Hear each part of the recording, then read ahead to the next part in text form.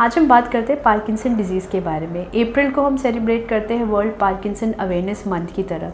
तो चलिए जानते हैं कि पार्किंसन क्यों होता है, उसके क्या क्या सिम्टम्स होते हैं और उसके क्या क्या इलाज के ऑप्शंस अवेलेबल है।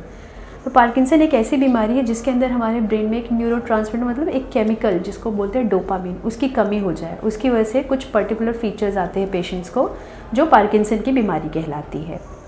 ये बीमारी कई बार जेनेटिक कॉज की वजह से भी होती है, कई बार इसका कोई कारण नहीं होता। कुछ बार आप देखा गया कि कुछ ड्रग्स वगैरह होती हैं, जैसे कि आप बहुत ज़्यादा गैस की दवाएं लेते हैं, उसकी वजह से पार्किंसन की बीमारी इंड्यूस हो सकती है। वैक्सीनेशंस हो गए हैं बहुत सारे, उसको स्पेशली कोविड वैक्सीनेशन या कोविड का इन्फेक्शन, इसकी वजह से भी पार्किंसन के सिम्टम्स आ सकते हैं। और कुछ ऐसे दवाएं हैं, जैसे बीपी की भी कुछ दवा होती है, जैसे मीटोप्रोलॉल वगैरह, अगर बहुत लंबे टाइम के लिए लिया तो उसमें भी पार्किंसन की दिक्कत बढ़ सकती है। तो पार्किंसन के कुछ कुछ फीचर्स होते हैं जिससे हम रिकॉग्नाइज करते हैं कि किसी पेशेंट को पार्किंसन की बीमारी है या नहीं। उसमें सबसे पहले होता है काम में धीमापन आ जा रहा, कि जो भी पेशेंट पहले कुछ काम करने में कम टाइम लगाते थे, अभी उसी काम को करने में बहुत ज़्यादा समय लगाते हैं, जिसको हम बोलते हैं स्लोनेस।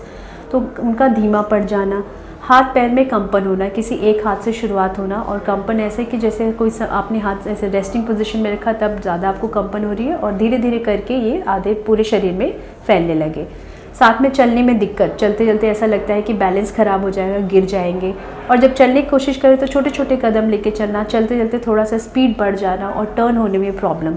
अगर ये सब दिक्कतें हो रही है तो इसका मतलब है कि आपको पार्किंसन की बीमारी स्टार्ट हुई है, और इसके लिए आगे कुछ इन्वेस्टिगेशंस की जाती है, जिसमें इंक्लूडेड है हमारा एक तो ब्रेन का स्कैन हम करके देखते हैं कि ये पार्किंसन आपको क्यों हुआ है, और कुछ ब्लड टेस्ट होते हैं। एक बार ये बीमारी कंफर्म होने के बाद इसके बहुत सारे ट्रीटमेंट ऑप्शन होते हैं। शुरुआत में सबसे पहले हम दवाएं देते हैं, जिसमें बहुत तरीके की दवाएं होती हैं। सबसे इम्पॉर्टेंट दवा होती है बाहर से डोपामिन देना इन फॉर्म ऑफ लिवोडोपा और सिंडोपा, और इसके अलावा और भी बहुत सारे दवाओं के ऑप्शंस हैं।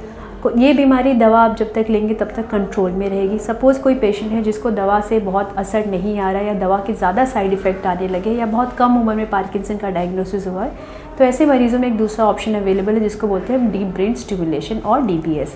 डीबीएस के थ्रू जो पेशेंट डिसेबल्ड है उसको अपनी नॉर्मल लाइफ जो है वो वापस मिल सकती है। तो अगर आपको इन सारे सिम्टम्स जो मैंने पार्किंसन के बताया उसमें से कोई भी सिम्टम्स आ रहे हैं तो आप आके ज़रूर कंसल्ट करिए या अपने न्यूरोलॉजिस्ट को दिखाइए।